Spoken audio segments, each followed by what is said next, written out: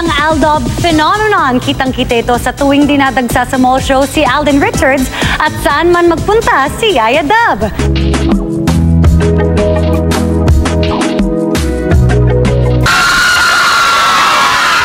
Dahil wala nang mapwestuhan sa mismong activity center ng mall, sa labas na nag-antabay ang mga tagahanga ni Alden Richards sa Bulacan.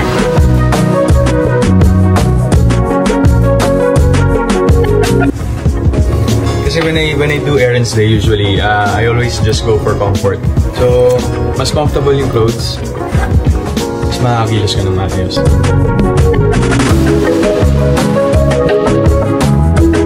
Kapuso aktor na si Alden Richards, digma sa pang-10 taong anibersaryo ng Aldab. Maine Mendoza, nag-aabang!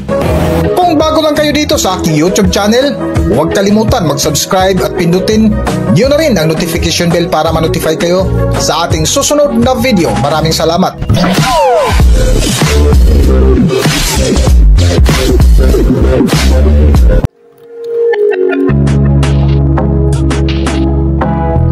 Welcome back to Philippine Celebrity Broadcast. Muling inalala ng tanghaling programa na Itbulaga ang tagumpay ng kalyeserye na Aldab nitong Miyerkules, ang eksaktong 10th anniversary ng tambalang nagpasikat kina Alden Richards at Maine Mendoza na talaga naman tinangkilik ng husto ng kanilang mga viewers. Aldab sa tamang panahon.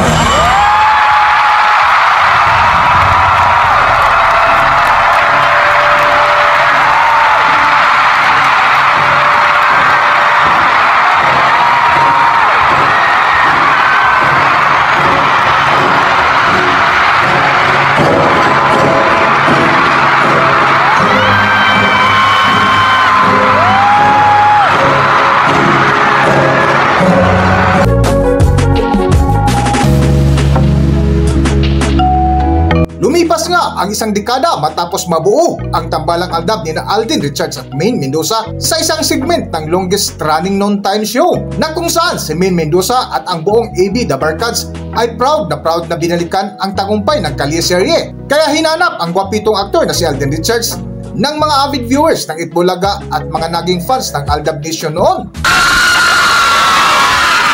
Dahil wala nang mapwestuhan sa mismong activity center ng mall, sa labas na nag-antabay ang mga tagahanga ni Alden Richards sa Bulacan. Sa loob kasi, halos hindi na mahulugang karayom sa dami ng fans ng pambansang day. Game na nag-abang maski ang mga paslit, panay pa baby wave.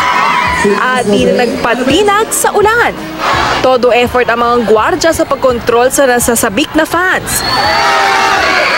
Kinailangan na rin isakay sa ambulansya si Alden Richards para lang makapasok sa mall. At malakalye serye ang mga tagpo para lang makarating siya sa stage. Sabi na lang sa akin ng security guard, yumuko na lang daw ako. Nung kasama ko pong security na yumuko na lang daw ako para hindi na masyadong dumami yung tao. Doon, wala pong sugat, walang galos, I'm okay. Pagsampa sa entablado, nakabibingi ang tilian. Isang fan naman ang sinaklolohan sa gitna ng mall show. Safety nyo pa rin po yung importante. Kung talagang nararamdaman nyo na po na delikado na pumunta sa isang lugar, huwag nyo na lang pong ituloy kasi marami pa naman pong pagkakataon. Sa isa pang mall nitong Biyernes, bawat floor ay napuno ng Aldab fans. Ang ilan, nakaka-bonus ng beso sa idolo at pa-baby wave pictorial kay Alden. Pinagkakaguluhan din si Yaya Dub ng fans. Kahit nga bantay sarado ng security team, magiliw pa rin nagpa-picture si Maine Mendoza sa fans. On behalf of Yaya Dub, since hindi pa siya nakakapagsalita, I'm sure gustong-gusto na rin niya magpasalamat sa mga fans verbally. Words are not enough to express my gratitude to everyone who's been part of my life.